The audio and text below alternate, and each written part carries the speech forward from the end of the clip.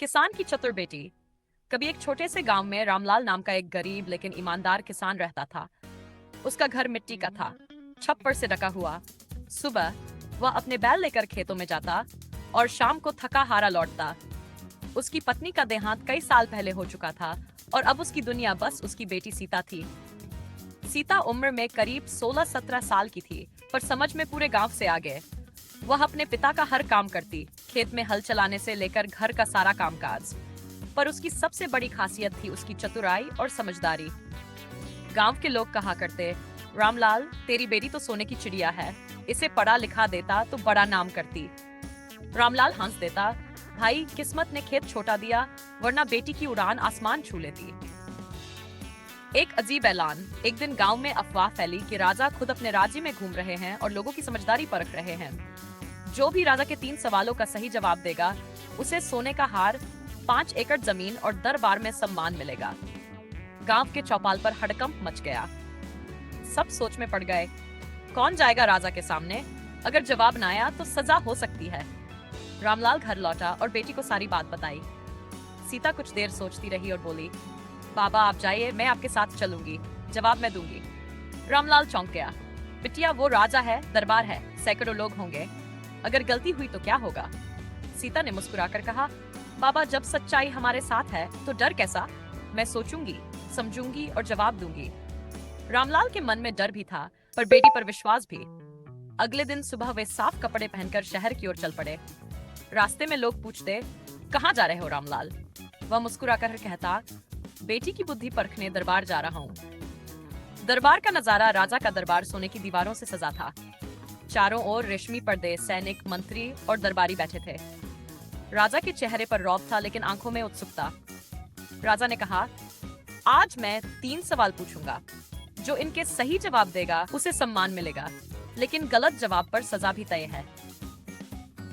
सबके चेहरे उतर गए। सीता और रामलाल आगे बढ़े। दरबार में फुसफुसाहट होने लगी।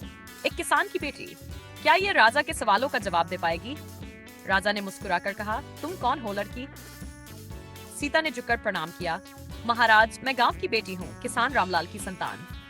राजा बोले, अच्छा तो तुम्हें लगता है तुम मेरे सवालों का जवाब दे सकोगी? सीता बोली, अगर प्रश्न सच्चे हैं तो उत्तर भी सच्चे ही होंगे महाराज। राजा को उसकी बात सुनकर दिलचस्पी हुई। उन्होंने कहा, ठीक है, शुरू करते हैं। पहला सवाल, दुनिया में सबसे तेज क्या है? दरबार में सन्नाटा छा गया।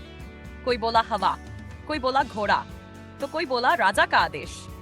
पर सीता ने शांत स्वर में कहा, महाराज सबसे तेज विचार होता है।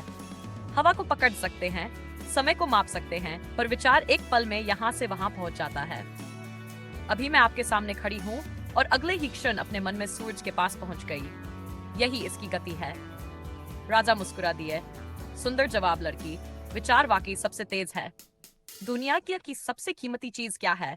सब सोच में पड़ गए। मंत्री ने कहा, सोना। सेनापति बोला, राजसत्ता। सीता ने धीरे से कहा, महाराज दुनिया की सबसे कीमती चीज समय है। पैसा, ताकत, दौलत सब लौट सकते हैं, लेकिन जो समय चला गया वह कभी नहीं लौटता। इसे संभालना ही सबसे बड़ी समझदारी है। राजा बोले, वाह, तुम्हारे शब्दों में गहराई है। तीसरा सवाल, दुनिया की सबसे बड़ी ताकत क्या है? अब सबकी नजरें सीता पर थीं। सीता ने मुस्कुराते हुए कहा, महाराज सबसे बड़ी ताकत है सच्चाई, क्योंकि तलवार से डर पैदा किया जा सकता है, लेकिन सम्मान नहीं। धन से खरीदा जा सकता है, पर विश्वास नहीं। जो सच्चाई के रास्ते पर चलता है, उसकी हार भी जीत में बदल जाती है। दरबार तालियों से गूंज उठा। राजा की आंखों में चमक आ गई। लड़की, तुमने मुझे प्रभावित किया है। राजा बोले, तुम किसान की बेटी हो, पर तुम्हारी बुद्धि किसी विद्वान से कम नहीं। राजा का इनाम। राजा ने तुरंत आदेश दिया, इस लड़की को सोने का हार दिया जाए और उसके पिता को 5 एकड़ जमीन। फिर राजा ने कहा, रामलाल तुम्हारी बेटी इस राज्य की शान है। तुम्हारे गांव पर 1 साल तक कोई कर नहीं लगेगा। गांव में जब रामलाल और सीता लौटे तो पूरा गांव उनके स्वागत में उमड़ पड़ा। बच्चे ढोल बजा रहे थे और औरतें फूल बरसा रही थी। गांव का बूढ़ा मुखिया बोला, आज हमारी बेटी ने दिखा दिया कि अक्ल और इज्जत जात या अमीरी से नहीं, सोच से मिलती है। सीता ने विनम्रता से कहा, बाबा ये सब आपकी मेहनत का फल है। आपने मुझे सिखाया था, मेहनत और सच्चाई सबसे बड़ी पूंजी है। कुछ महीने बाद राजा ने सीता को दरबार में बुलाया और कहा, मुझे तुम्हारी बुद्धि की जरूरत है। मैं चाहता हूँ तुम मेरे राज्य में सलाहकार बनो। रामलाल भावुक हो गया। महाराज, ये तो बड़ा सम्मान है, लेकिन मेरी बेटी किसान की बेटी है, उसे राजमहल में कैसे रखेंगे? राजा ने मुस्कुराकर कहा, किसान की बेटी ही तो सबसे अच्छा सलाह दे सकती है। जो मिट्टी की कद्र जानती है वही राज की असली ताकत बन सकती है। सीता ने विनम्रता से कहा, महाराज, मैं अपने गांव से ही राज्य की भलाई के लिए काम करूंगी। मुझे बस इतना वादा चाहिए कि आप गरीब किसानों का हक कभी नहीं छीनेंगे। राजा ने वादा किया और उस दिन से पूरे राज्य में किसानों के लिए नई नीतियां बनी। फसल की उचित कीमत, करों में राहत और हर गांव में स्कूल। सीता अब सिर्फ किसान की बेटी नहीं रही, बल्कि जनता की आवाज बन गई। लोग उसे चतुर सीता देवी कहने लगे। कहानी की सीख अक्ल और समझदारी अमीरी से नहीं आती, मेहनत और सच्चाई से आती है। कभी भी अपनी छोटी हैसियत को अपनी सोच से बड़ा मत समझो। जिस लड़की को मौके मिले वह देश की दिशा बदल सकती है।